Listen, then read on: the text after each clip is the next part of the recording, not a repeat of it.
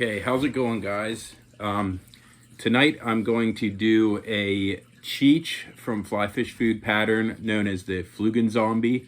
We're going to do it in a brown trout color scheme. Pretty good fly.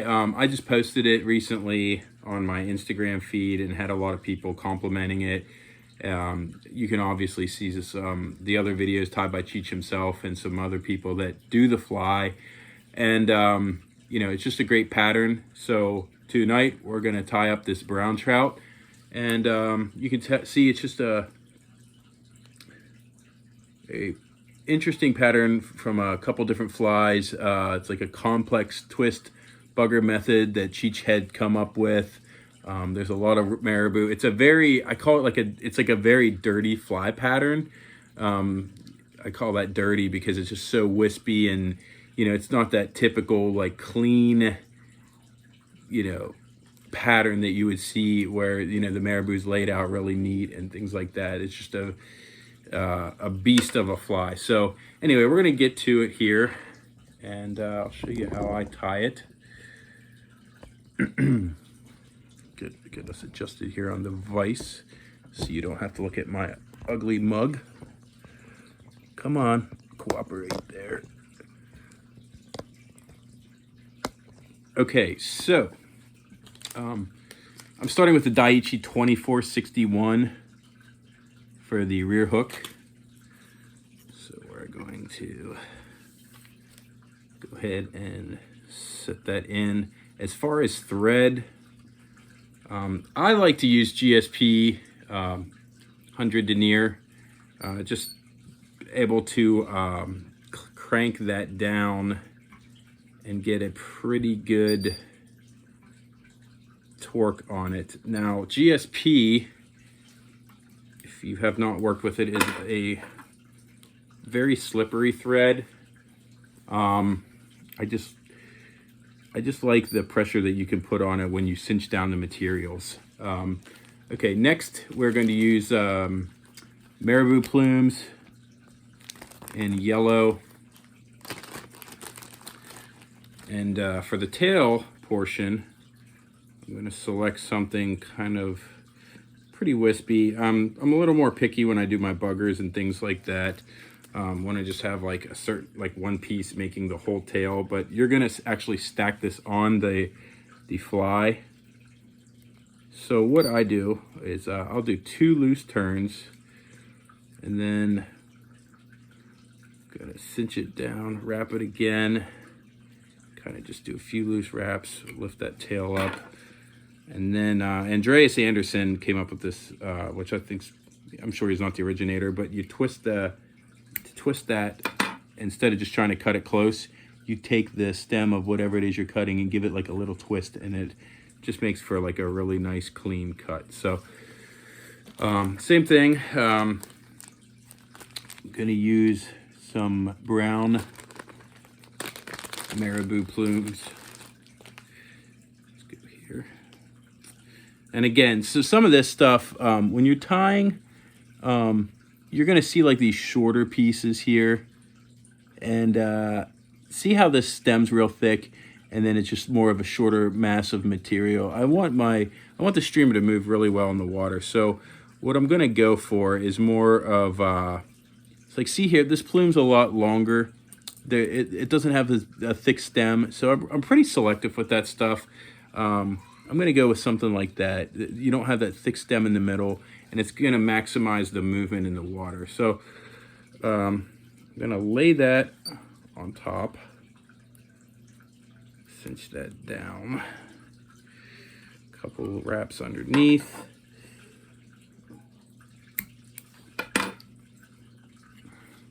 Okay, once I'm done that, like I said, this GSP is a really good thread. You can really crank down on it. So, okay, now, next thing we're gonna do is I'm gonna take the schlappen,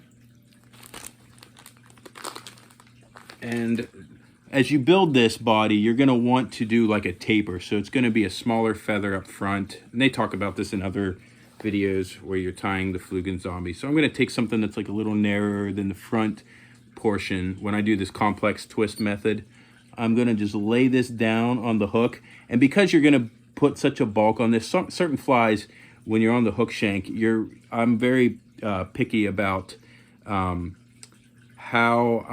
much material is on this shank here, because the whole point of a fly is to try and make that thing, I feel like the lighter it is, a lot of time, the more movement you're gonna get, and where you're just not over bulking materials. Kelly Gallup talks a lot about that as well.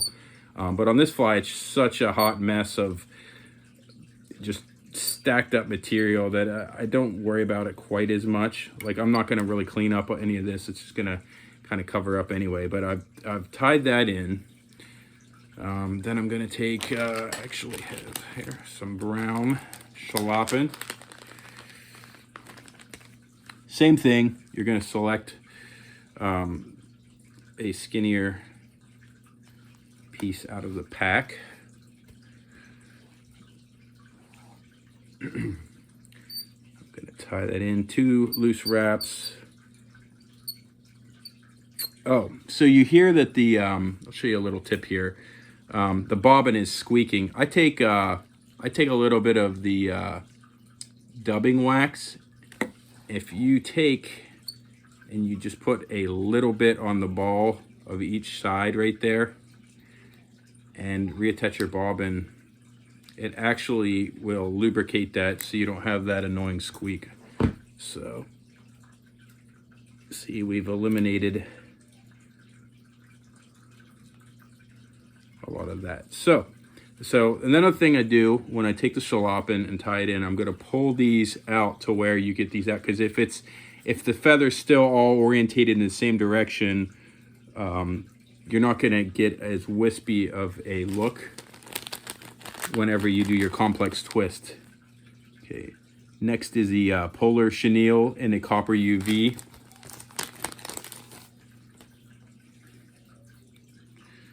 And same thing. You want to get that stem there, and I try not to normally wrap a bunch of the bulk of the material in the hook. It does, like I said, on this particular fly, it does not matter quite as much. But I'm going to go ahead and tie that in. Then I'm going to work my thread forward to the front of the hook and stick that there. So hopefully you guys can see that. Okay, the way that I'm going to do this then, the twist is, I'm going to take the feather, I'm going to line these all up together like this. Now, a lot of people use a tool. I actually kind of just like to do it by hand, but I cinch down firmly on these. See, I have them all even. I haven't cut this yet, and I'm going to begin to twist this by hand. Now, they make a tool for this, like Loon sells at a couple other companies. And if that's your thing, you can do it. I just haven't bought it yet, but really doesn't bother me too much doing it like this. So you can see I'm winding that up. And then once you get a good amount there, you'll be able to tell. I'm gonna take a brush and I'm gonna brush that out just to get the maximum amount of materials, like not as much, what am I trying to say? So they're not trapped into that. So the next thing we're gonna do here is I'm gonna take a rotary here and just start to spin this. I keep the wraps kind of tight. I'm not afraid to build up so much bulk on this fly, just because the thing is just built to have a lot of body to it. And you can wrap on as much or as little as you want, depending on the amount of wispiness you want to the fly. Let's see where we are on the hook there. I'm gonna do a couple more wraps. Okay, now, once you're at your end here, I'm gonna try and find the stem of the fly. I'm gonna bring this up. I really hope you guys can see here, and I'm not wasting my time making a bad video. And I'm gonna bring that around the hook.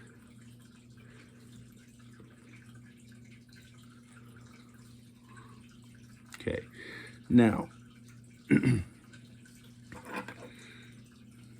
gonna take your scissors clip off the excess. Oh, that looks good. Then I'm going to trap the rest of the thread in the front of this.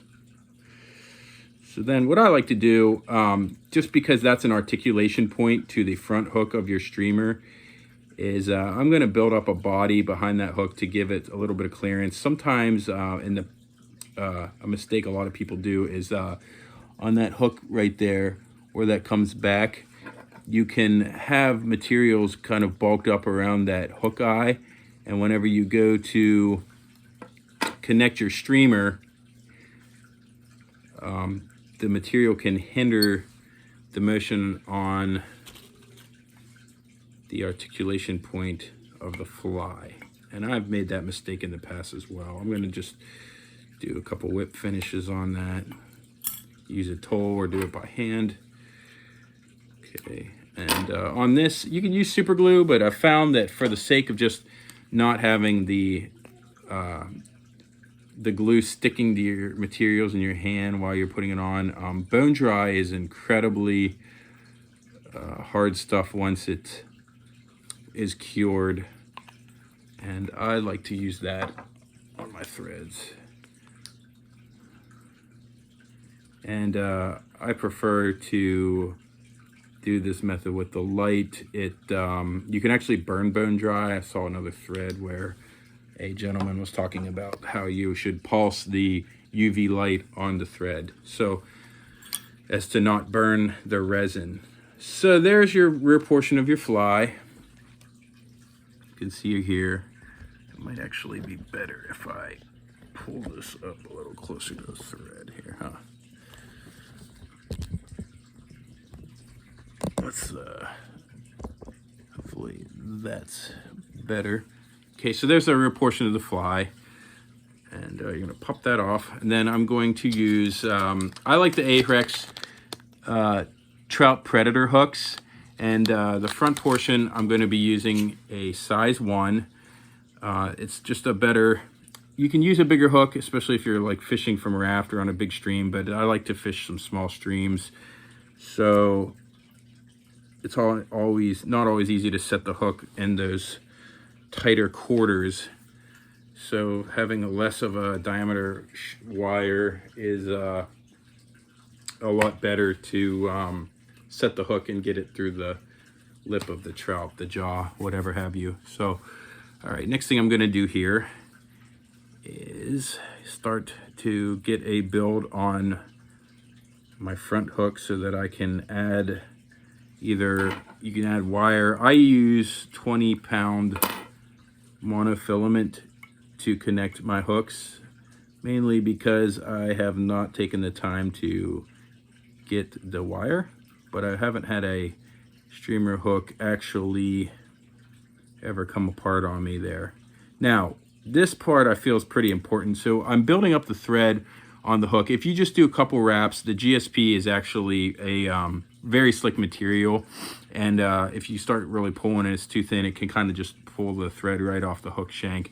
Another reason I do that is because the way I do this is I'll put super glue on this, and to glue it down, and I like to actually have a bit of a body on that hook to with the thread body, so that the glue can penetrate down through on the shank and all that good stuff. So the other thing I like to do is towards the back of the hook, I'll take the GSP and actually build, there's that squeak I thought I fixed.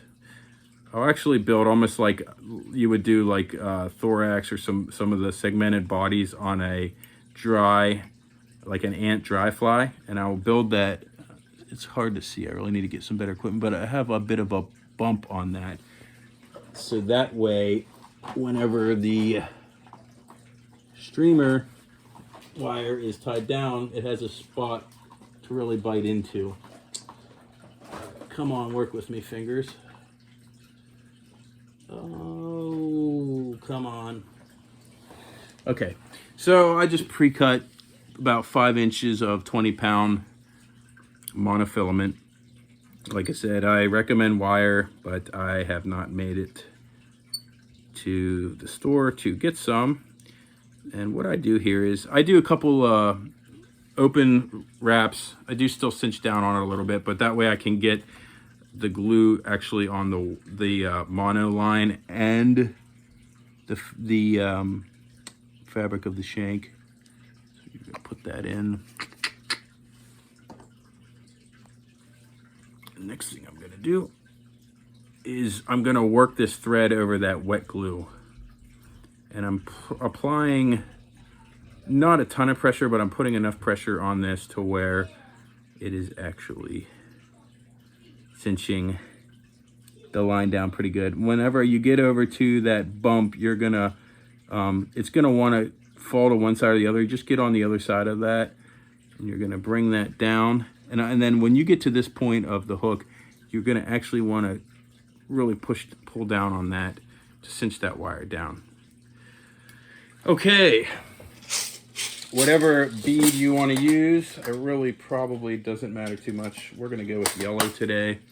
The hairline trout bead, 3D beads, excuse me. Grab that.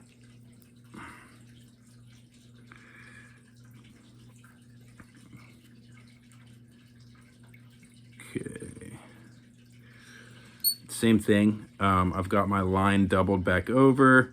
And you see, nice thing is you can do a couple wraps and you can adjust this to where you want it as far as where you want the streamer to be. I'm sorry guys if this is a little blurry. I'm really trying to get this here. So what I'm doing now is I'm wrapping this, and then I'm going to double this back for the beginning portion, get a few wraps on it, take some super glue,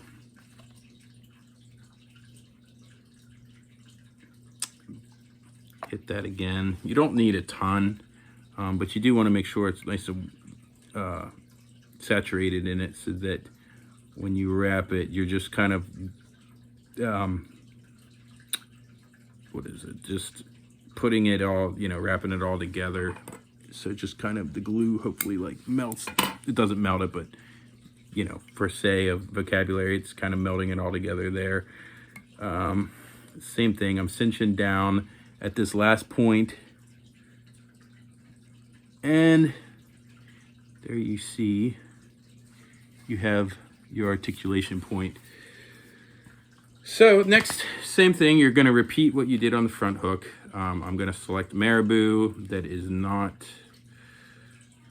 too stiff. I want more of a wispy piece.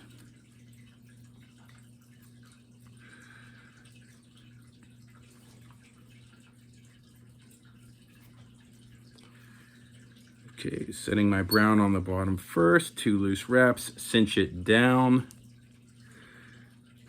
and work your way forward and back. See, that super glue is trying to stick to my hand. It's still wet on the front shank. Same with this next piece. See, I'm finding like some really plumy stuff here. This fly has just a really wild flow to it when it's done. See there, I'm setting that, pinging the hook. Don't ping the hook. It's gonna chew your thread up. All right. So now that I've set that in place,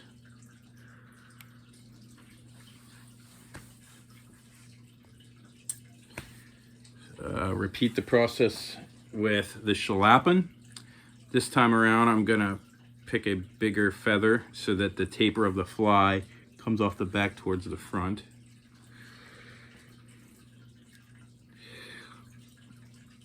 You're gonna lay the feather down, take your wraps, don't ping the hook like I did again. Switch to our brown.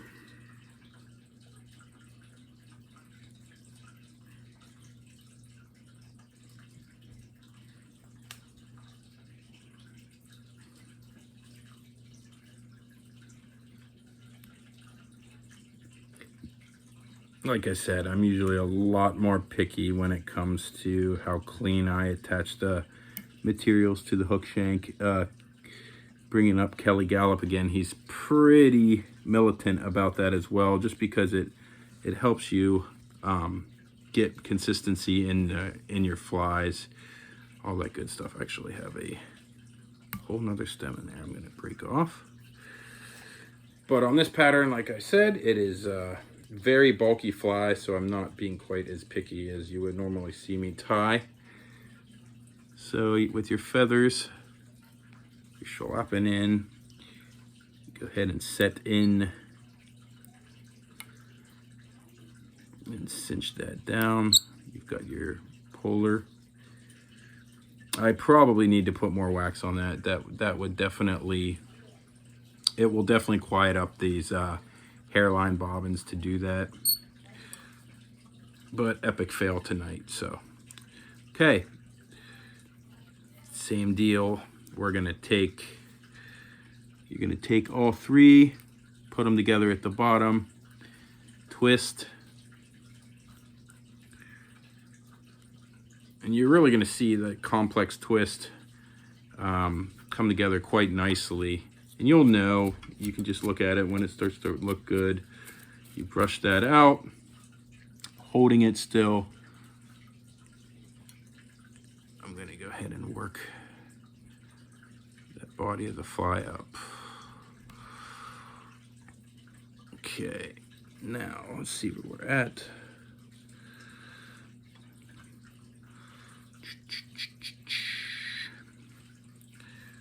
Okay, next, going to do a couple wraps to trap the fabric on the end of the hook. Pull it up, cut. Then what I'll do is I'll pull this back, get these materials out of the way.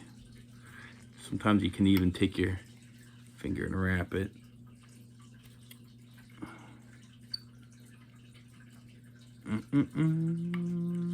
I should have set the hook eyes ahead of time, because I actually have the material a little too far down on that hook. But you normally want to leave a little more space on that for that dumbbell eye. But I'm going to use the large size hairline dumbbell eyes to tie in on the front. I do a couple loose wraps. I saw this, actually really like this technique.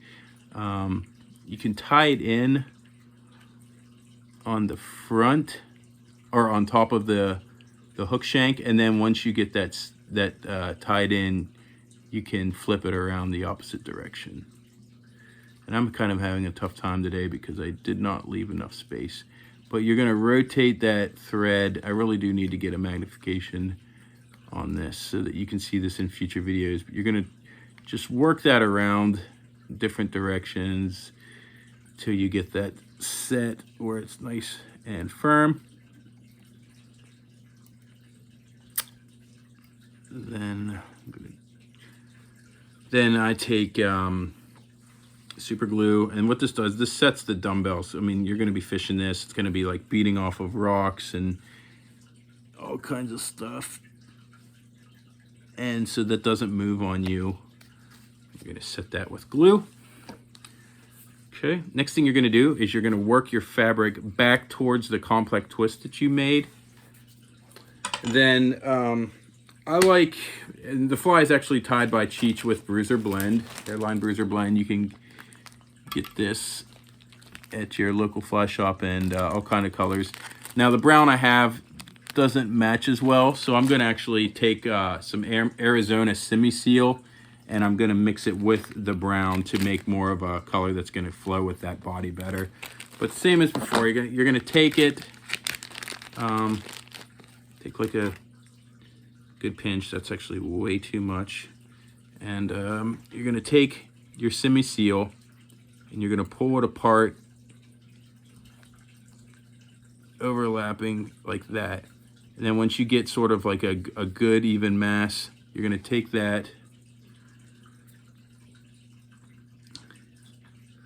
You're gonna lay that on top of the hook. You're gonna do 2 loose wraps, cinch down, and then now you can start wrapping that in, but what I do is I just go ahead and leave it loose like that, rotate this fly upside down. Same thing, you're gonna take, now there's already some super glue on there from when I did the hook eyes, and this stuff other people have mentioned online, it's a very slippery material.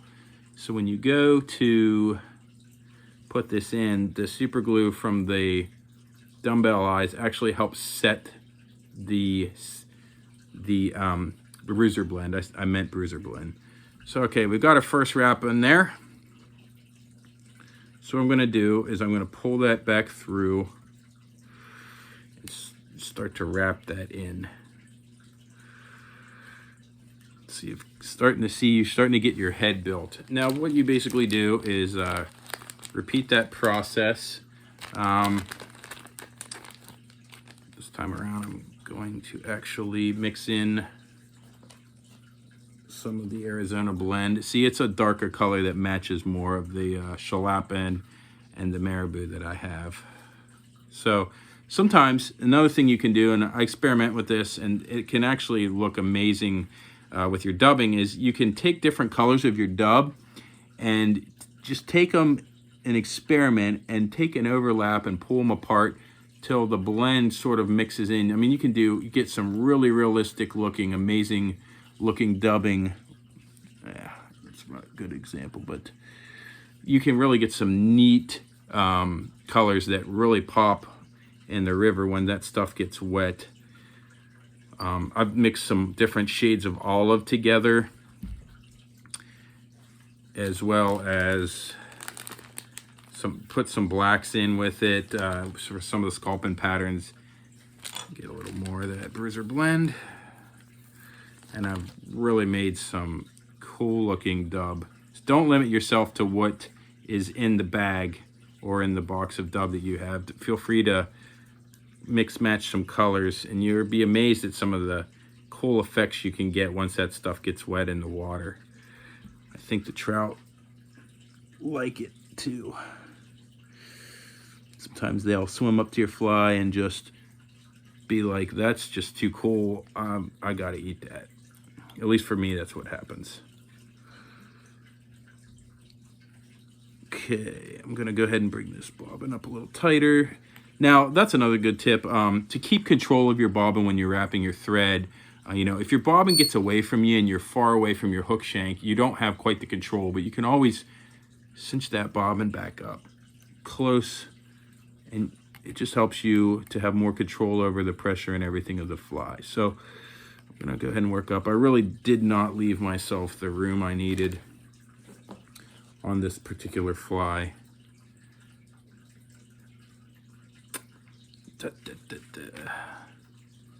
Did not leave myself room on the hook eye, but should be enough there to get the job done.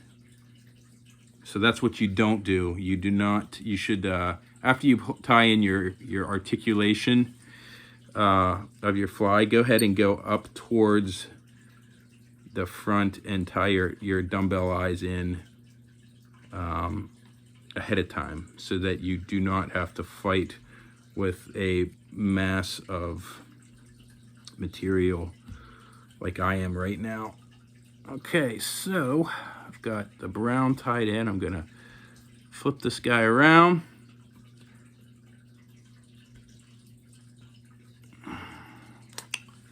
One more little bang of bruiser belly in the I said bruiser belly, bruiser blend in the butter belly.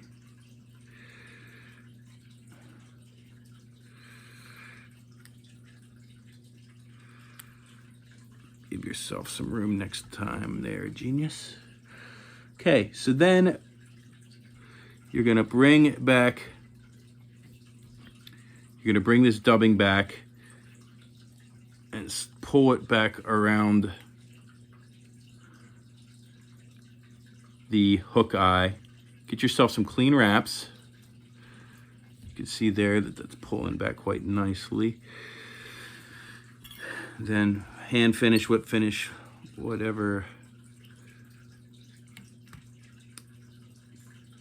fits your fancy. Of course, I totally didn't leave myself enough room to tie that in.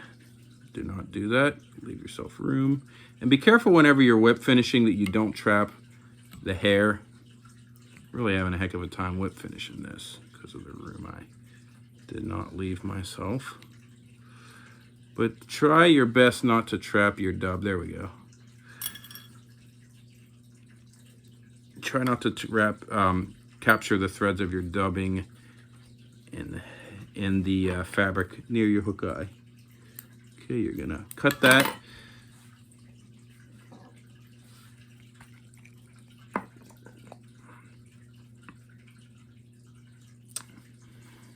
Little bone dry to finish off that thread wrap. You can actually go ahead and just ever so slightly soak the fibers right there on the head of your hook so that it keeps the bruiser blend orientated backwards. So, okay, now that that's set, go ahead and brush it out. Flip this guy around, give him a good brush. Another thing that, a really good tip is, sometimes I'll even pull, when you have a lot of dubbing buildup on the head of the fly, you can see here that it's trying to like capture around that hook. And that's bad news if you get a nice eat with a trout and you have a bulk of dubbing around your fly. So make sure that your hook there is cleaned off of that dubbing around that before you start fishing your fly. And yeah, go ahead and get this guy set in. Same with the back. Make sure your hook points are clean of any material.